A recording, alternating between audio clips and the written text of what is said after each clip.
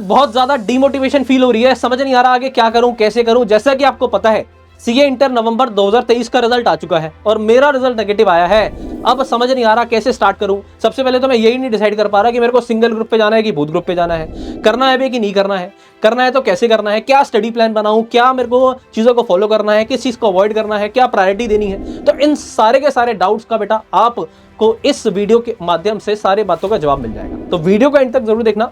फटाफट से वीडियो को लाइक कर दो और शेयर कर दो अपने दोस्तों के साथ जिन भी बच्चों का ये वाला अटेम्प्ट नहीं निकल पाया है।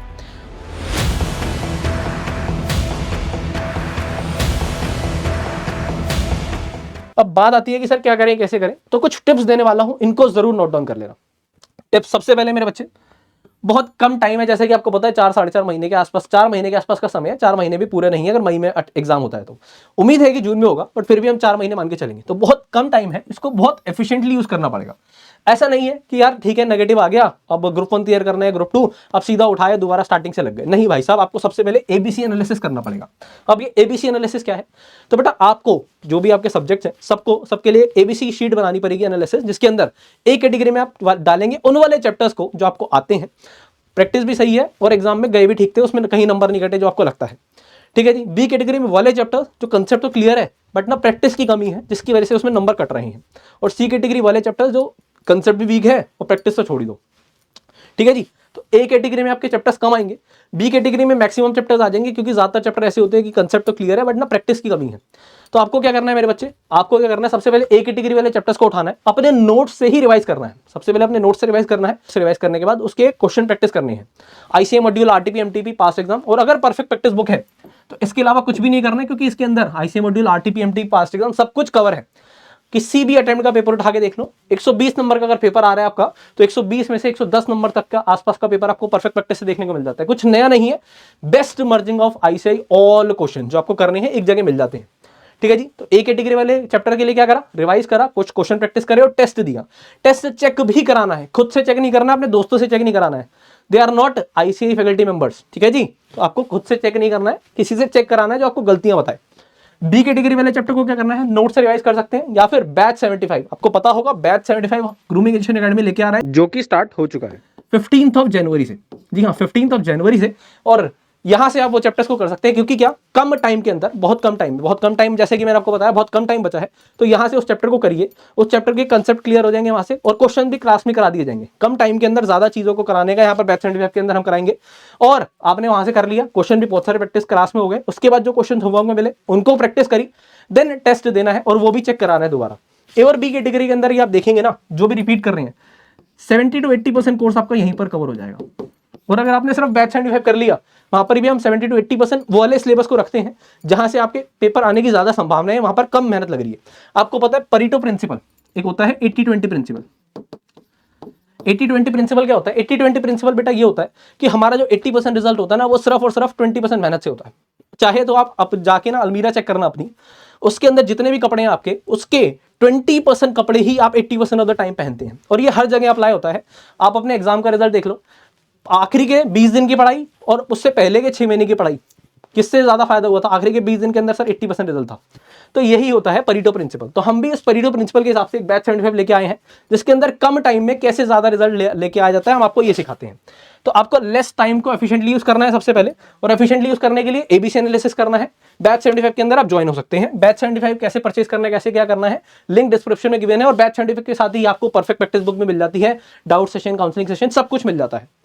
इसके अलावा second point is the most important, efficiencies were weak, smart go for priority. Sir ये क्या मतलब है, अरे बेटा आप जब भी एक सब्जेक्ट कर रहे होते हैं आपका दिमाग कभी इस पे लगता ही नहीं। आप सोचते हो यार कॉस्टिंग कर रहा हूँ, अरे यार लॉ भी तो मेरी वीक है, लॉ भी कर लेता हूँ, टैक्स भी कर लेता हूँ। इसके चक्कर में आप क्या करते हो, एक टाइम पे 4-4 सब्जेक्ट उठा के बैठ जाते हो। ये कुछ नहीं दर्शा रहा, ये नहीं दिखा रहा कि आपकी टेंशन है, आपके दिमाग में आपको पढ़ना है। ये दिखा रहा है कि आपका दिमाग कमजोर है। कमजोर है मतलब सर, कमजोर है मतलब आप एक चीज पे फोकस ही नहीं कर पा रहे हो। सबसे पहले आपको फोकस करना सीखना पड़ेगा। एक दिन में अगर एक सब्जेक्ट या 2 सब्जेक्ट करोगे ना, तो सबसे पहली बात तो उसका कुछ आउटपुट आएगा, दिखेगा आपको कुछ हो रहा है। आपको प्रायोरिटी सेट करनी पड़ेगी, यार जो कर रहा हूं मैं 100% है। अगर मेरे 10 चैप्टर एग्जाम के अंदर आने के लिए, उसके अंदर से अगर मैं 7 चैप्टर कर रहा हूं ना, तो वो 100% कर रहा हूं। बाकी 3 चैप्टर छूट गए तो छूट गए। इन 7 चैप्टर से जब पेपर में क्वेश्चन आएगा ना, तो इसके अंदर मेरे को कोई भी हिला नहीं सकता, चाहे कितना भी डिफिकल्ट क्वेश्चन आ जाए, कितना भी आसान क्वेश्चन आ जाए, इसमें मेरे मार्क्स पूरे हैं। और यही बच्चे पास हो पाएंगे जो अपनी प्रायोरिटी सेट करते हैं। दुनिया का बड़ा सा बड़ा इंसान जो सक्सेसफुल है वो सिर्फ प्रायोरिटी पे जाता है, क्योंकि हर कोई इंसान, आपको पता है there are resources are limited but the wants are unlimited. आप चाहते हो सब कुछ करना बट हर किसी के लिए पॉसिबल नहीं है। इसीलिए डेलीगेशन, ये डिसेंट्रलाइजेशन जैसी चीजें आप बिजनेस स्टडी में पढ़ते हो, तो आपको भी वही करना है कि यार जो इंपॉर्टेंट है उस पर फोकस करना है। आपको पता है कि मेरे को यार एडवांस अकाउंट्स वीक से ज्यादा, तो एडवांस अकाउंट्स को पढ़ना है पहले, ये नहीं करना उस समय साथ में लॉ भी बैठा उठा ली। इसलिए मैं कहता हूं हमेशा एक टाइम पे 2 सब्जेक्ट से ज्यादा को फॉलो नहीं करना है, ठीक है जी। एक दिन के अंदर 2 सब्जेक्ट से ज्यादा को नहीं जाना है, ठीक है जी। और इसके लिए स्मार्ट गो फॉर प्रायोरिटी, इसी के लिए बैच 75 है। अगर आप अपने दिमाग को ये कह सकें कि यार ये जो 75% कोर्स कर रहा हूं ना मैं, इससे मैं पास हो सकता हूं, तभी तो 75% को इस तरीके से करोगे 75% में से अगर पेपर आया तो आप आराम से 60-65 नंबर एग्जाम्शन लेके आ सकते हो। वरना आप क्या करते हो, 100% कोर्स कवरेज पे पूरा ध्यान लगा देते हो कि 100% कोर्स कवर करना है। इसके चक्कर में आप ना तो क्वेश्चन सॉल्व करोगे, ना टेस्ट पेपर दोगे, ना रिवीजन करोगे। फिर कहोगे सर डिवीजन का टाइम ही नहीं मिला, टेस्ट का टाइम ही नहीं मिला। अरे भाई रिवीजन टेस्ट नहीं होंगे तो पास कैसे होंगे, पता कैसे लगेगा कहां गलतियां हैं, कैसे ठीक करूं। तो जरूरी है आपको अपनी प्रायोरिटी सेट करना, ठीक है जी। प्रायोरिटी सेट करना बहुत ज्यादा जरूरी है। इसलिए बैच 75 के अंदर आपको बताए जाते हैं कि भाई ये चैप्टर कर लो, पास हो जाओगे। उसके बाद avoid time based study, monthly, weekly, daily. Sir ये क्या है बेटा, आप क्या करते हो, आप ना अभी अभी बहुत ज्यादा मोटिवेटेड हो कि यार मेरा एग्जाम नहीं निकला, मेरे को क्लियर करना है, तो आप क्या करोगे, आप ये करोगे कि यार ना आपने अपना स्केड्यूल बना दोगे। सवेरे 6 बजे उठा, 6 से लेकर 10 बजे तक पढ़ाई करी, फिर आधा घंटा ब्रेकफास्ट करा, नहाया धोया, फिर दोबारा बैठ गया 11 बजे से 3 बजे तक। इस तरीके से आप बना दोगे स्केड्यूल। और उसके बीच में आधा 1 घंटा भी थोड़ा खराब होता है, मम्मी ने काम दे दिया, पापा ने काम दे दिया, आपको लगता है यार मेरे से तो होगा ही नहीं, आप डिमोटिवेट हो जाते हैं। तो इसके केस के अंदर आपको क्या करना है, टाइम बेस्ड स्टडी नहीं करनी है, आपको करनी है टारगेट बेस्ड स्टडीज।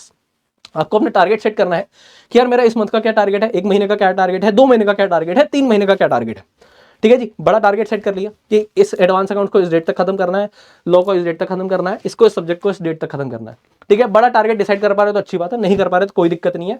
आपको क्या करना है, कल का जो टारगेट है ना, डेली टारगेट सेट करने हैं। और रोज सवेरे उठ के टारगेट सेट नहीं करने। आज रात को सो गए आप, तो आज रात को सोने से पहले ही कल का टारगेट डिसाइड होना चाहिए। वरना होता क्या है, सवेरे उठ के हम जब डिसाइड कर रहे होते हैं ना कि आज ही करना है, तो होने वाला क्या है, होने वाला ये है कि ना उस समय एक तो हमारी एनर्जी आधा पौना घंटा उसमें लग गया कि यार क्या करना है, और अभी अभी उठे हो आप, पढ़ने का मन नहीं कर रहा, तो आपका मन करेगा कि यार पढ़ने का मन नहीं कर रहा, चल कुछ ऐसा सब्जेक्ट उठा लेता हूं जिसको मेरे को इंटरेस्ट आए। तो उससे उस समय आपने अपने दिमाग से काम नहीं लिया, अपने मन से काम लिया।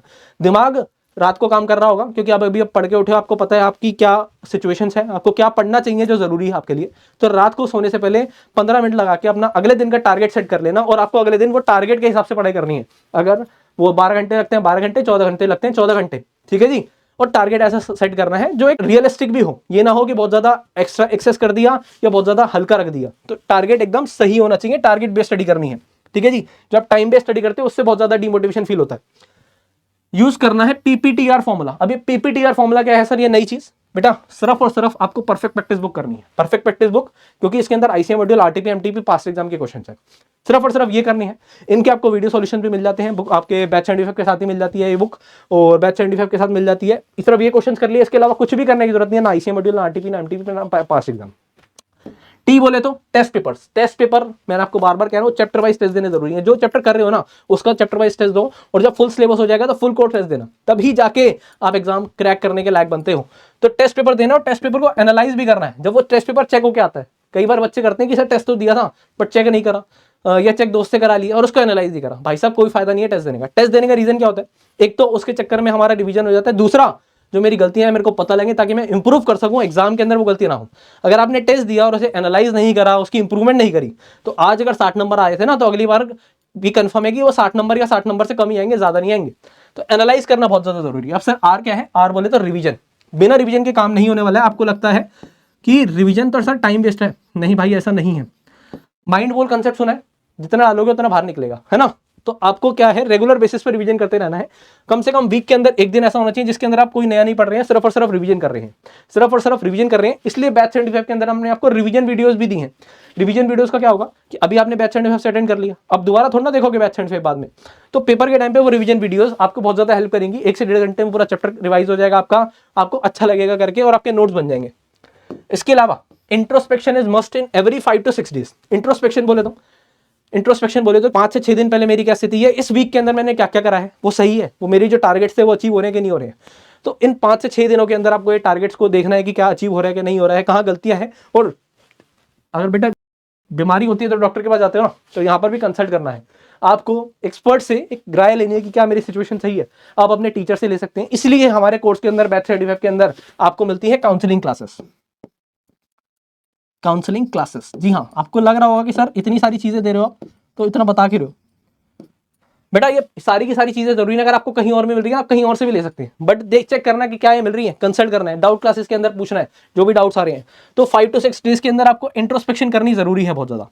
Analyse your mistake and work on it. जैसे मैंने अभी आपको बताया कि आपकी जो गलती है उसको देखिए कि क्या गलतियां हो रही हैं, कैसे ठीक करनी है, और उस पर काम करिए। उम्मीद करता हूं आपको मेरी बातें पसंद आई हैं, समझ आई हैं, और अगर आपने अभी तक वीडियो को देखा है तो नोट्स भी बनाए होंगे और आप मई 2024 क्लियर करने वाले हैं।